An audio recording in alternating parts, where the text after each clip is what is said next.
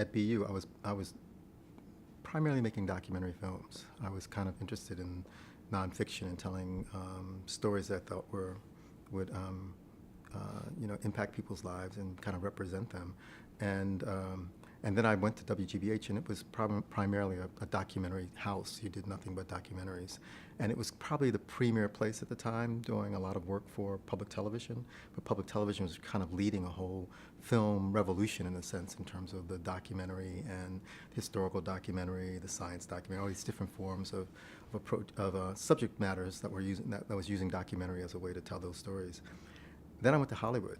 I decided I wanted to go to LA, and I wanted to learn dramatic filmmaking. And I went there, and my first job was a best boy, and I didn't even know what a best boy was. I thought it was an insult at first, you know.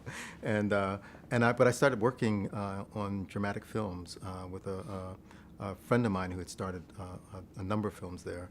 And because I had shot films before and had had an experience working on docs, one day they asked me to do second unit work.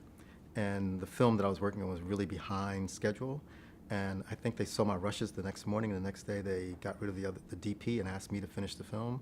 And that started me on a job, on a road shooting, working as a director of photography in dramatic films.